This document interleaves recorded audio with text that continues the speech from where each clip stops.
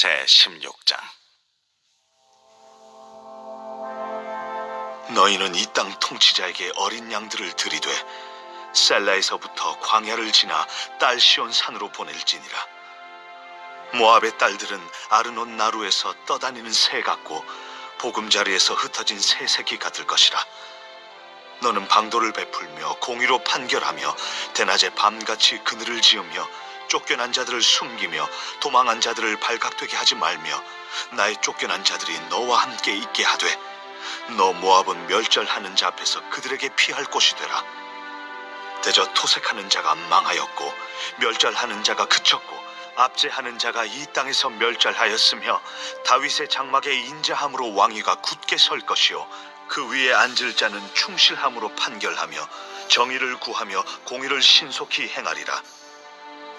우리가 모압의 교만을 들었나니 심히 교만하도다. 그가 거만하며 교만하며 분노함도 들었거니와 그의 자랑이 헛되도다. 그러므로 모압이 모압을 위하여 통곡하되 다 통곡하며 길하레셋 건포도 떡을 위하여 그들이 슬퍼하며 심히 근심하리니 이는 헤스본의 밭과 심마의 포도나무가 말랐음이라. 전에는 그 가지가 야셀에 미쳐 광야에 이르고 그 싹이 자라서 바다를 건넜더니 이제 열국의 주권자들이 그 좋은 가지를 꺾었도다. 그러므로 내가 야셀의 울음처럼 심마의 포도나무를 위하여 울리라. 헤스본이여, 엘르알레여, 내 눈물로 너를 적시리니 너의 여름 실과 내 농작물의 즐거운 소리가 그쳤음이라. 즐거움과 기쁨이 기름진 밭에서 떠났고 포도원에는 노래와 즐거운 소리가 없어지겠고 틀에는 포도를 밟을 사람이 없으리니 이는 내가 즐거운 소리를 그치게 하였음이라. 이러므로 내 마음이 모압을 위하여 수금같이 소리를 바라며 내 창자가 길하레셋을 위하여 그러하도다. 모압이 그 산당에서 피곤하도록 봉사하며 자기 성소에 나아가서 기도할지라도 소용없으리로다. 이는 여호와께서 오래전부터 모압을 들어 하신 말씀이거니와 이제 여호와께서 말씀하여 이르시되 품꾼에 정한 해와 같이 3년 내에 모압의 영화와 그 큰 무리가 능욕을 당할지라. 그 남은 수가 심히 적어 보잘것없이 되리라.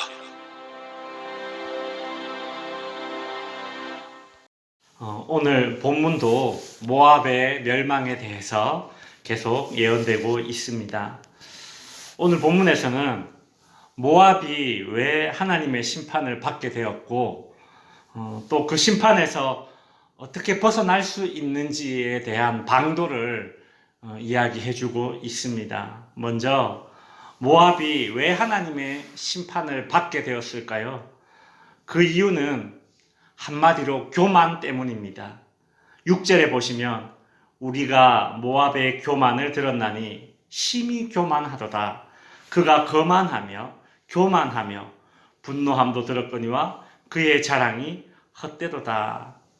6절 안에 교만, 거만, 자랑 막 이런 말들이 되게 많이 이제 반복되어 나오고 있죠.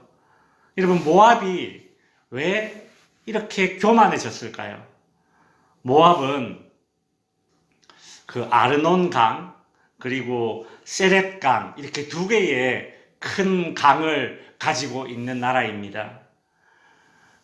그리고 이 모압 땅은 토지가 아주 비옥한 곳입니다.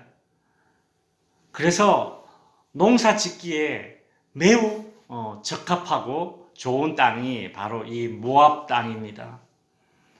오늘 본문에 보면 1절과 4절에 땅이라는 말이 나오고 7절에 건포도떡, 8절에 밭, 포도나무, 그리고 여름시류가 농작물, 10절에도 기름진 밭, 포도원, 농산물이 계속 땅과 농산물, 특히 포도가 계속 이렇게 반복되어 나오고 있죠. 모압의 특산물이 무엇인지 이제 짐작이 되시죠? 그 두 개의 강, 마르지 않는 강, 그리고 비옥한 토지, 여기에서 얻게 되는 농작물이 바로 이 모압의 특산품이었습니다. 특별히 이 포도가 아주 좋은 그런 특산품이었죠. 목축업도 아주 잘 되어서 모압은 양과 양털이 또 아주 좋은 그런 땅입니다. 열왕기하 3장에 보면 이 모압이 양과 양털을 다른 나라에 이렇게 조공을 바치는 기록이 있는데 이제 그게 그 나라의 특산품이라는 거죠. 모압은 농사 짓는 것마다 너무 잘 되어서 교만해졌습니다. 등 따시고 배부르면 딴 생각을 한다, 그런 말이 있지 않습니까? 모압은 땅이 너무 기름지고 하는 농사마다 다 잘 되어서, 즉 너무 풍요로워서 그모스라는 우상을 정말 열심히도 섬겼습니다. 성도 여러분, 잘 될 때, 풍요로울 때 하나님을 더 가까이 하는 것이 복입니다. 잘 되는 것이 복이 아니라 잘 됨에도 불구하고 내가 하나님을 더 가까이 하는 것이 진짜 복이죠. 잘 되게 하시는 분, 풍요롭게 해주시는 분, 그분이 하나님이신 줄 알고 나의 잘됨을 자랑할 것이 아니라 하나님을 자랑해야 합니다. 그렇지 않고 오늘 본문에 나오는 모압처럼 나의 잘됨으로 인해서 나를 자랑하고 교만해진다면 어떻게 될까요?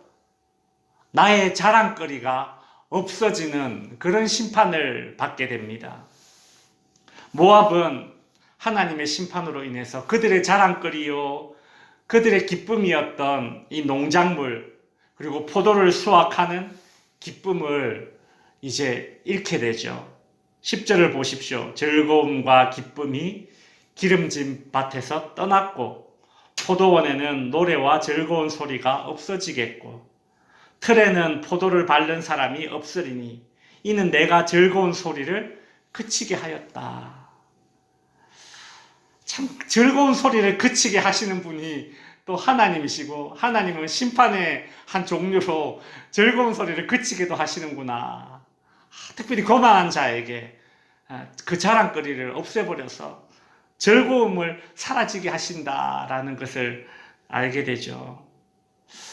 요즘 나에게 기쁨이 없다, 혹 이런 생각이 든다면 내가 기쁨으로 그리고 자랑거리로 삼는 것이 무엇인가를 한번 되돌아볼 기회인 것입니다.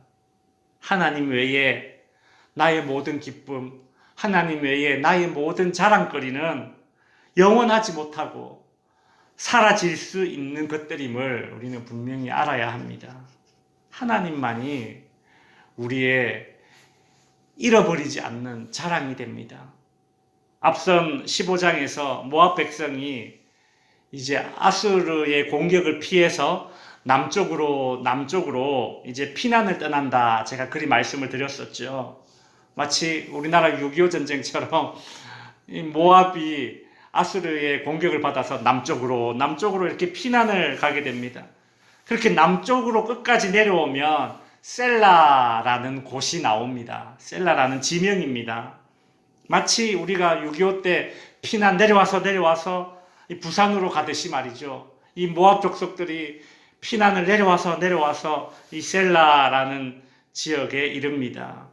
이사야는 오늘 본문에서 그렇게 남쪽으로 피난 내려간 이 모압이 하나님의 심판을 피할 수 있는 그 방도를 오늘 본문에서 알려주고 있습니다. 1절에 보시면 너희는 이 땅 통치자에게 어린 양을 드리되 셀라에서부터 광야를 지나 딸 시온산으로 보낼지니라. 이것이 모압이 하나님의 심판 가운데 살 수 있는 방법입니다.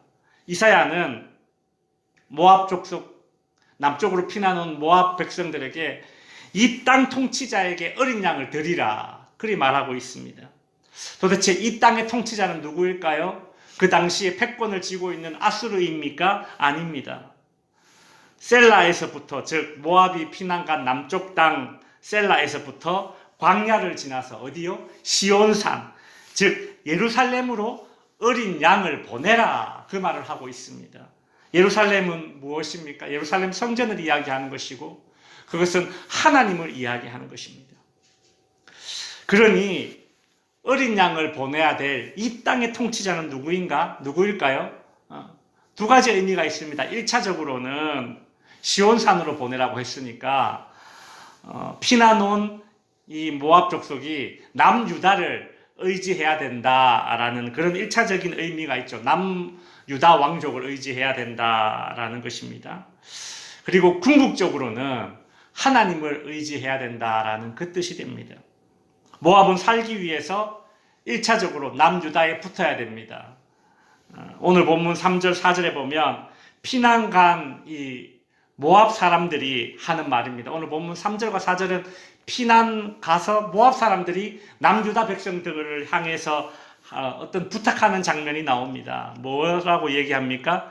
너는 방도를 베풀며 공의로 판결하며 대낮에 밤같이 그늘을 지으며 쫓겨난 자들을 숨기며 도망간 자들을 발각되게 하지 말며 나의 쫓겨난 자들이 너희와 함께 있게 해라. 그러니까 도망간 남쪽으로 피난간 이 모압 사람들이 남유다 백성들에게 우리를 좀 숨겨달라. 우리 피난처를 좀 제공해달라. 이제 그런 메시지죠.